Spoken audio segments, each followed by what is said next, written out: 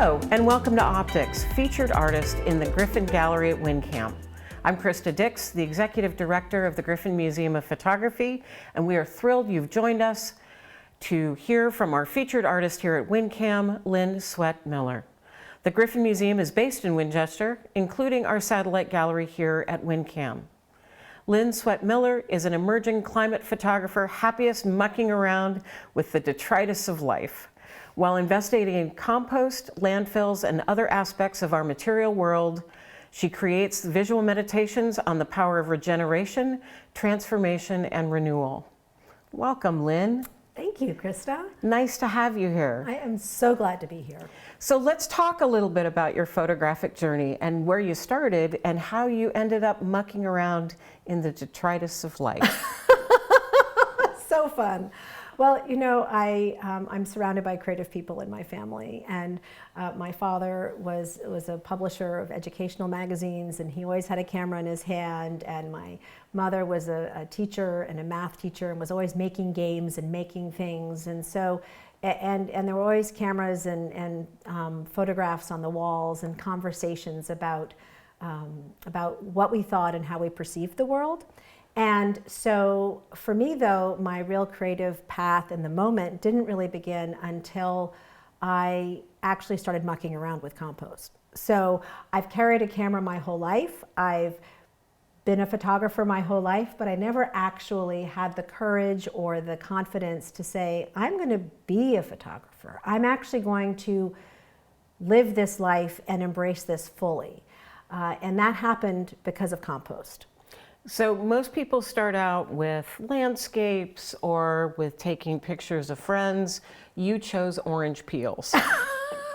So tell us a little bit about how that started. What was the impetus for that? Well, I love that question because I too, I took lots of pictures of landscapes before, and I have pictures of my family. And I was actually very active in our town's recycling committee back in the day of almost 20 years ago. And we often talked about the question of how do we measure our success? How do we measure our progress? And I started to wonder, how do we measure our progress? And I'm very active with climate conversations in our town, and we have solar panels and we have a garden. And I felt like I was doing all of these things on the list of things to do to save the planet. And one of them was composting. But how do you ever know when you're doing something all the time whether you're successful? Mm-hmm. And I had been working, and then I came home and I was with my children, and there I was. And as a woman, college-educated woman who had high expectations for I'm not sure what, I was wondering, well, what is it about my world that is so meaningful for me, and that how is it that I'm so inspired by actually thinking about some of these things? So I started picking up my camera and taking pictures just generally of here are all the things I'm doing, and it was very documentary. Here I am here are the solar panels, here's my composter, here are all these things, and it was an accounting kind of way. But over time, I started to pay more and more attention to what was actually going into our composter, and I'm not sure of the exact day. I think it was more of a process. Mm-hmm. But I remember a particular moment when we had a snow day, and my daughter and I were eating pomegranates, and I threw the pomegranates out into the compost bin, which was covered in a layer of ice, and the pomegranates fell into this cloverleaf shape on the white snow, and it was so beautiful. I just had to stop. And I ran inside and I grabbed my camera and went out, and I had sort of an old zoomy camera that I'd had for a long time, an early digital, nothing fancy.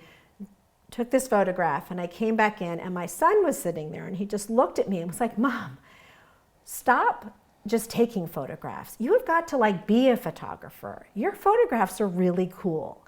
And so I think it was in that moment when my son challenged me to take myself seriously. And so I realized, well, if I was going to do that, I need to keep showing up.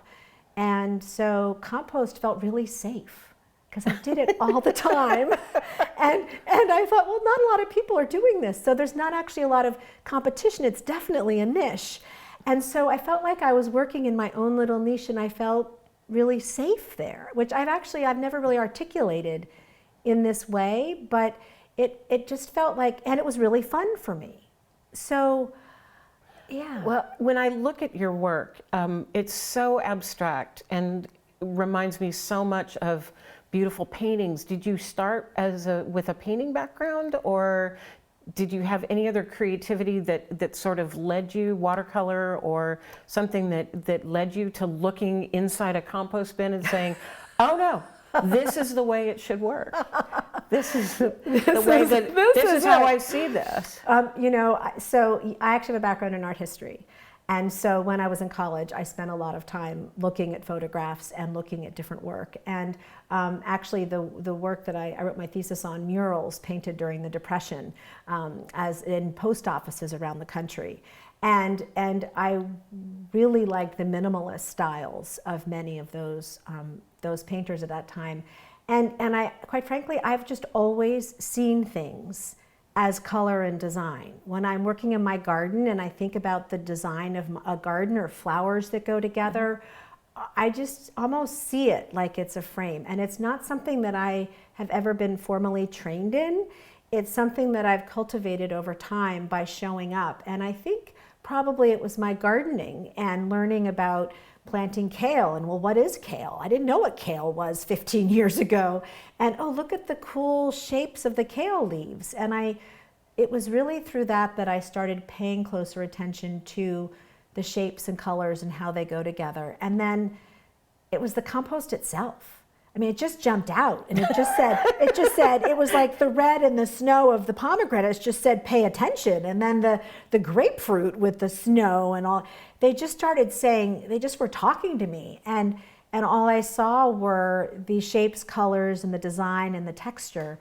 And so it's something that I think I looked at so much compost. I mean, I had over like 10,000 photographs of compost over the last 10 years. And I've looked at it so much, it's like it's this abstraction that has just become part of what I see. Well, I mean, even working with compost, you have to think about the long term, like the photograph may not be today, but it may be a week from now.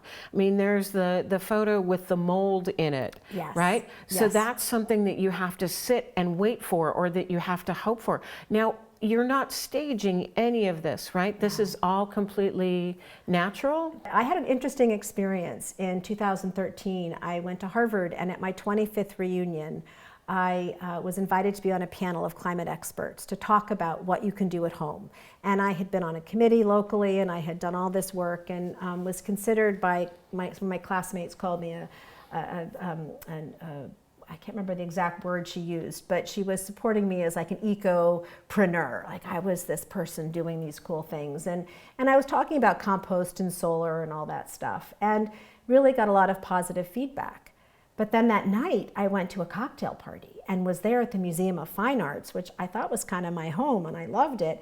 And this person I did not know, who happened to be a Harvard geology professor, looked at me and just said, you know, what wealthy people in New Hampshire are doing with solar panels and composting will make no difference in terms of the climate.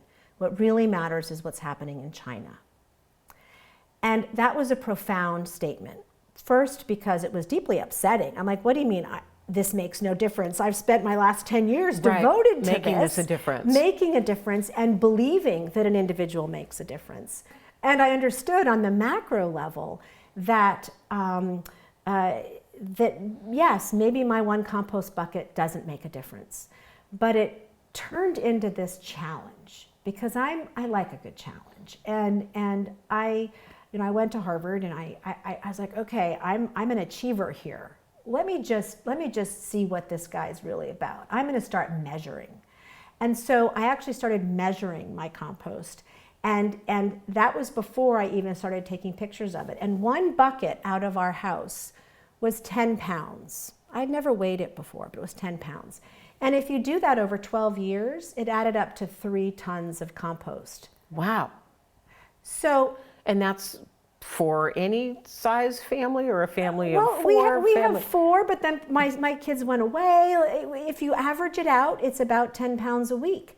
And it's just a bucket full of the detritus from your kitchen. And it's amazing how it adds up. And so when we think that our individual actions don't matter, I look at that bucket and I say, no, if you keep showing up every week, Right. and you keep doing this, and we all keep doing this, we can divert a lot of food waste from the landfill.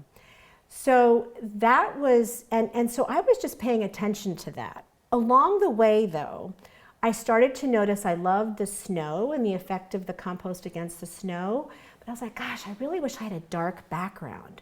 And we don't drink coffee.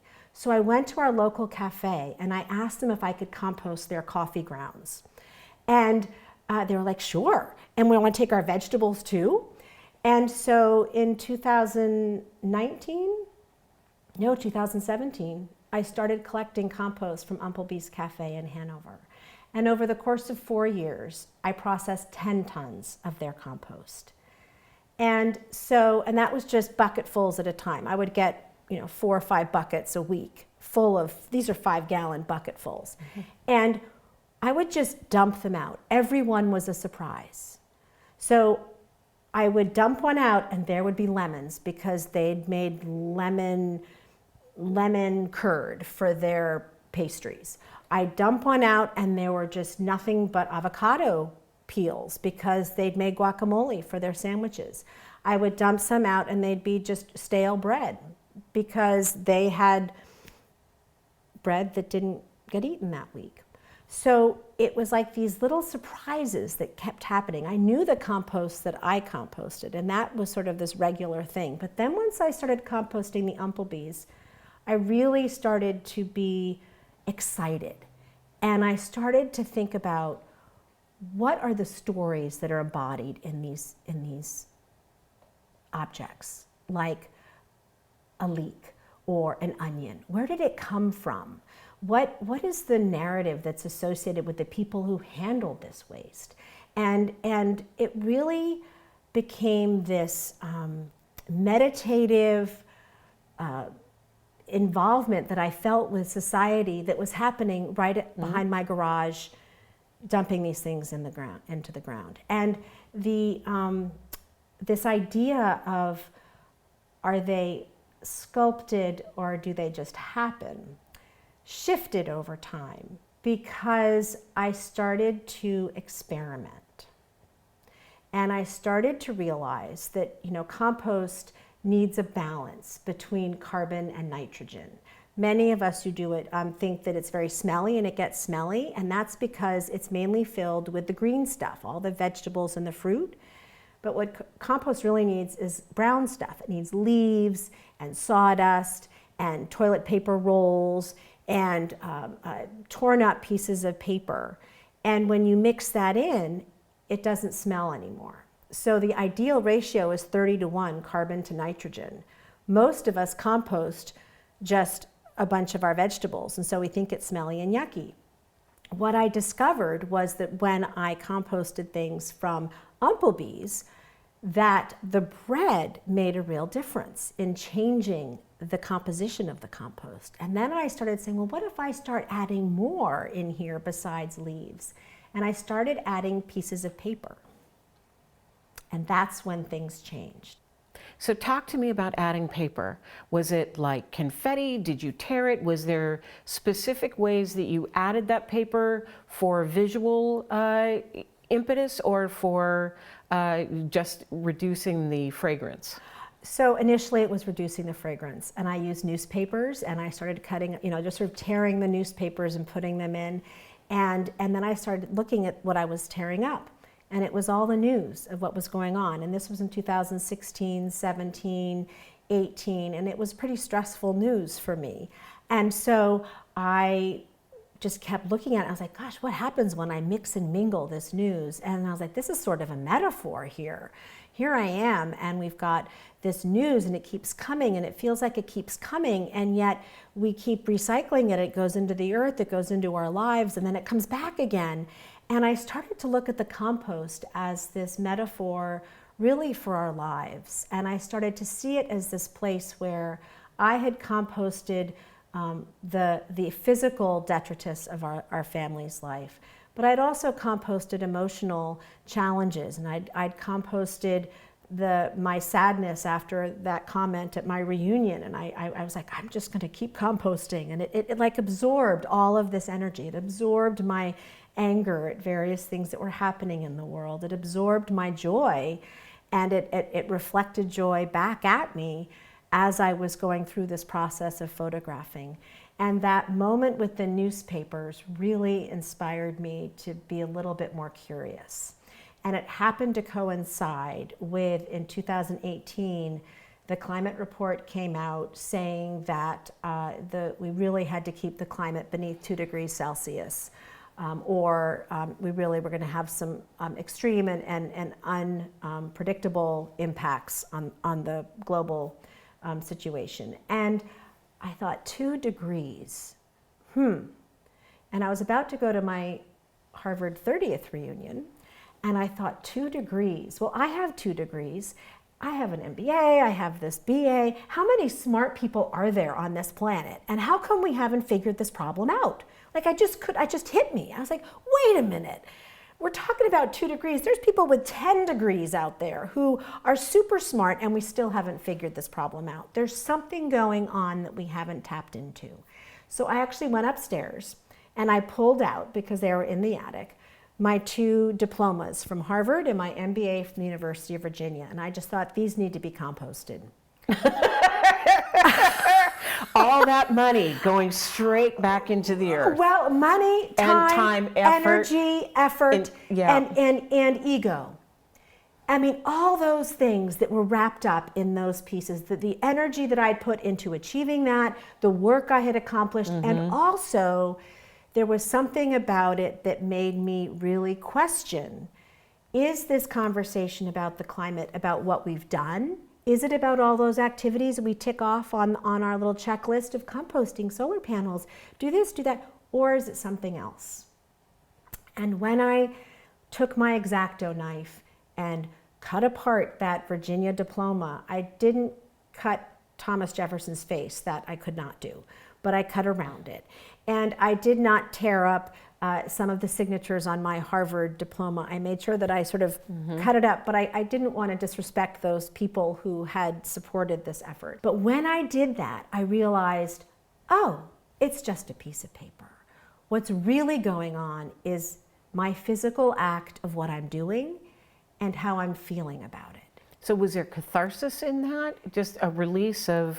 There, huge catharsis. And I think the main catharsis for me was the acceptance of myself as an artist.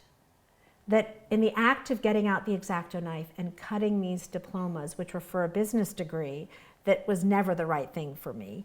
And for my undergraduate degree, which was really fascinating, but held over me this expectation of something that was undefined. I wanted to be done with that. I wanted to shift the power dynamic. I wanted to be in control. I didn't want the images of those to be controlling. And there was something just curious about me. I was like, what's going on here? And so in the act of actually tearing them apart and putting them in the compost and turning them over and going back a few weeks later and seeing them mixed and mingled and kind of browned, and the earth didn't shatter. And I mean, like nothing happened. The dog was still sleeping on the sofa. No one really cared. And I thought, oh, we spend so much energy on things that don't matter. And what really matters is how we're feeling about what we're doing and the doing itself. So speaking of doing, did you photograph the progression of that turn for those pieces? I did. So of the 10,000 photographs that you probably have of compost, is there a series of 1,000, or, I mean, of all the photographs that you take, how many actually come to fruition as images that you want to present? Oh my goodness, you know, really a very small number. I mean, I have some from that story about my degrees. And then the more I work with them, it became clear that I started to cultivate my own eye. Didn't I see Shakespeare in the You pile? did see Shakespeare. Yes. So you asked earlier about my constructions. So over time, I have become much more curious about some of the possibilities for what is our relationship, not just to a diploma, but also to books or to pieces of paper that we might not really want anymore. The part about this I think that's really important that we haven't really talked about is that personal connection that I feel to the actual act of composting. So there is this meta global conversation about compost and the climate.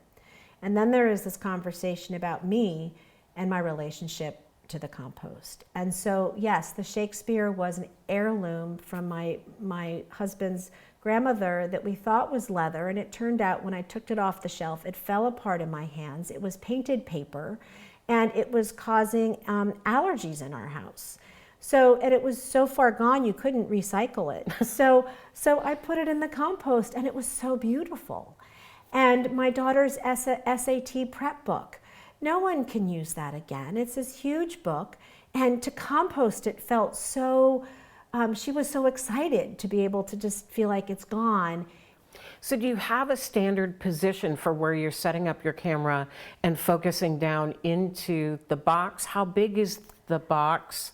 Like what is the actual setup for making those shots? I can't believe we haven't talked about that yet. It's this 3-bin composter that I made back in 2009, and I have a standard setup where I have this ladder that I stand on, and then I climb up and I put one leg on the ladder and one leg on one part of the composter, and I lean over and I try to kind of get in the exact same position, and I get centered, and each one of the boxes is square. And so when I crop the images, I always crop them square because that's what the actual composter is. So you don't get down into you don't use a telephoto lens to get closer to the object. You're really taking it from a distance. So this is not something that you rake into place, or that you use a little lint brush and make sure that that orange doesn't have the green on it anything like that. No. So it is just as natural as it gets between the 3 pieces. Yes, and I always stir it. So you stir it because you want everything mixed up, which is why most of my work has sort of some of them are in a pile in the middle, but I always stir it up. So then do you wait a minute or two to let the aroma dissipate before you jump back in? I can't imagine you leaning over into this box. I mean, that's commitment. It is commitment. It is commitment to your subject. I tell you, it is, especially in the summer when there's like fruit flies all over the place. No thanks. Yeah, I have to kind of like breathe out, and then I turn to, okay. And some of them I don't, yes. There can be swarms, and it is commitment. It is true.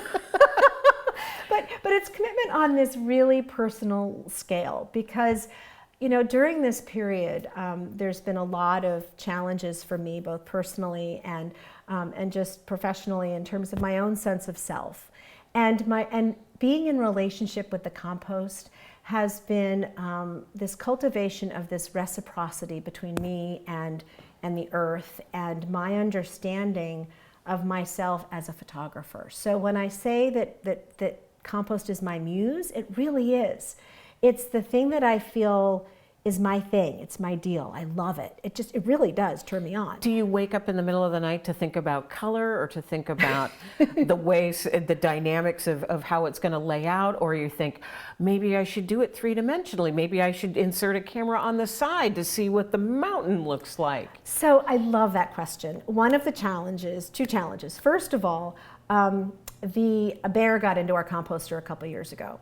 And once a bear gets into your compost, you have to stop doing it. And so now actually our compost is collected by a local company at the top of our driveway. So I can't actually compost anymore in that bin because it will invite more bears, and that's not okay in our community. No.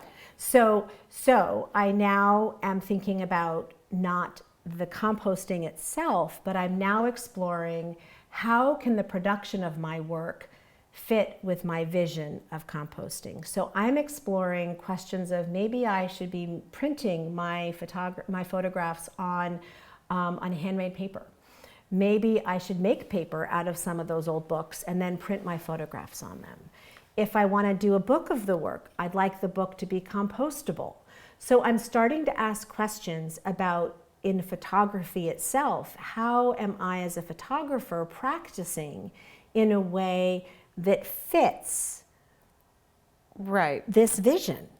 And that's a really interesting question. And a great challenge. I mean, right now, alternative process and natural processes are really coming back into style, and the idea that a photograph can be a handmade object as opposed to something that lives just on a wall. It sparks immense amounts of creativity. It's a totally new thing for me, and it's this place where I feel once again that compost has been my teacher. It's been my graduate school. It's first it introduced me to really thinking about, I was looking at the color and design and light, and I had a sort of a strategy for that. And then it introduced me to thinking about how do I choose a body of work that feels like it goes together, and then thinking about how do I sequence works and how do I put them together. And now it's inviting me to consider these very questions. And I'm just so excited about this idea of the word that keeps coming to mind is rewilding. People talk about rewilding of the earth, where we let parts of your garden just become wild. Let them grow, don't try to manage it. And I'm starting to explore this idea of rewilding myself. Like, what does it mean for me to actually be more like the compost? I'm sorry, you're going to have to give me that one again. What I mean is, compost is this really beautiful, for me, this beautiful combination of colors and textures and shapes. And I'm this lovely person who can wear nice clothes and I can do all these things, but underneath the compost there are these worms doing all this stuff, and it takes time and patience, and you have to kind of turn it to aerate it, and it takes a long time for the actual beautiful things on the top to become that nutrient-rich soil that you put in your garden.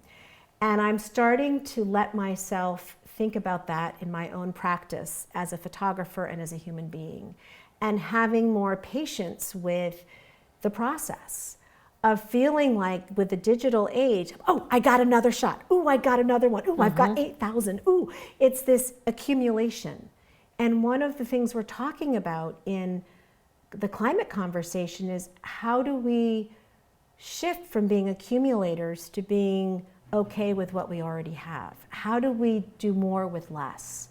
And so I'm in this place of wondering, when I have a show, for example, there are these frames and there's glass or there's not glass. I often don't use glass because it feels like it's an extra material, and I'm trying to reduce the amount of materials.